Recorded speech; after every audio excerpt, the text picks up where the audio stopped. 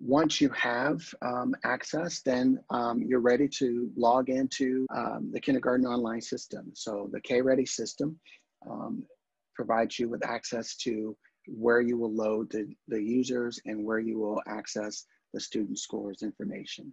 So let's talk a little bit about that. So to do so, you're going to go to ohio.kready.org. You'll enter that username, which is your email address, and the password that's provided for you. And again, you'll be able to set your own password once that account is set up for you. And then you'll click the login button, and that gets you access to what we call the main welcome page, or a dashboard page there. To get to the administration area, you're going to have to click the administration link, which is at the top of the window there, circled here in red. And that gets you access to all of the features and functions that you'll need as a data manager. So here it brings you to the dashboard. And on the left and in the center, you see the functionality that's available to you as a data manager. You have organizations, and these are going to be the schools and preschools, daycare centers. These are the organizations that are participating in either the KRA or the ELA.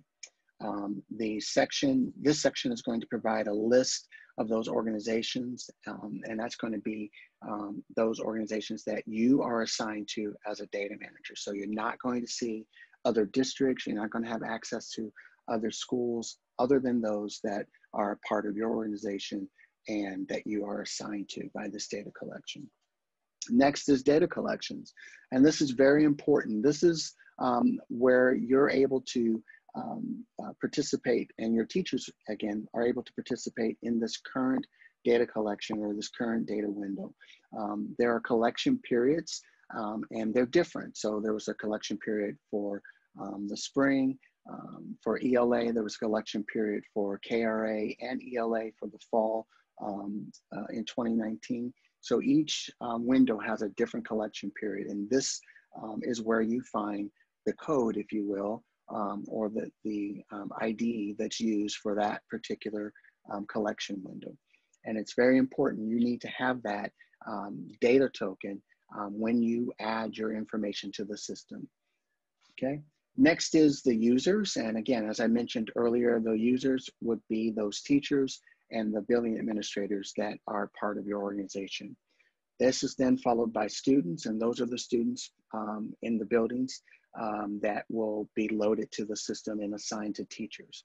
The next section here is transfers. And again, this is where you have access to viewing and processing and managing transfers both internally and externally. So those would be transfers within your district and transfers of students that may be coming from other districts or leaving your district and going to another district. Next, we have the bulk loader, and this is then followed by the data displays. We've been using the data displays with the KRA. New this year and coming will be the data displays for ELA, and we'll provide more information as that is developed out and made available to us. We'll make sure we communicate that information out to you later on during the window. And then lastly, we have the reports area here. This is, again, where you will download the specific reports, both for monitoring the progress during the window, as well as reporting to the Ohio Department of Education. And then we have another section here, data archives. And this is where you can access reports that you've downloaded in previous data collections. So again, we encourage you to download frequently the information so that you then are able to have an archive. You have access to past data, past information. If you don't download that information, then it's difficult to have that archive. So that's kind of an overview of the dashboard, and again, some of the functionalities that are available. I kind of dive a little bit deeper now into the bulk loader, because again, as a data manager, this is where you're going to be doing the bulk, if you will, of the work that you're doing. So when you click on the bulk loader and you open this page, you're going to see something called uploads. And in this area is going to contain the following. It's going to contain the upload history of your bulk load transactions. Again, this is where you've been uploading student, teacher, administrator information this is where that will be located. Enrollments, this is where you'll find that. You're going to find the file name, the number of additions or changes that you've made, the status of those uploads, whether there were errors, whether the upload was completed or not, and the ability to download those uploads. So again, this is where you will find that information. The next section is templates. And in the template section, this is where you're able to upload the information that's specific to the people or the persons that are going to be in the system. So again, those would be teachers, students, building administrators, and this is where you'll find that information.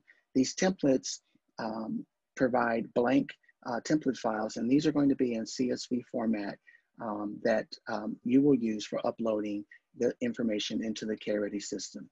The templates are as follows. You'll have a template for students. You have a template for teachers. You have a template for enrollments. Now, the enrollments template provides you the ability to connect students and teachers. The system doesn't know that student A belongs with teacher B. And so it's important to have a way to link those together. That's done with the enrollments template. So I want to talk just a little bit about the File Watcher. And the File Watcher is a desktop application for automated uploads, and it's recommended that larger districts use this. This simplifies the process by automatically checking a user-created folder that contains the system template types that we just talked about.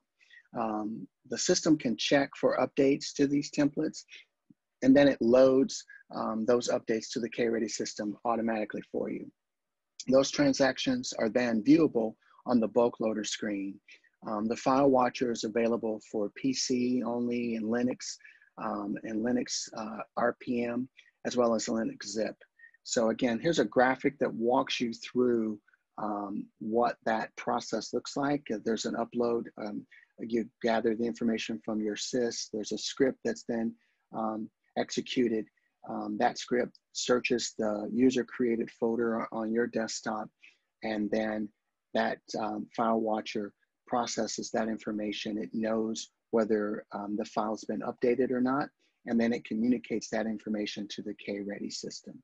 So again, just wanted to let you know that that is another way. It's another option that's available for, again, suggested larger districts to use when loading data or managing and modifying their information.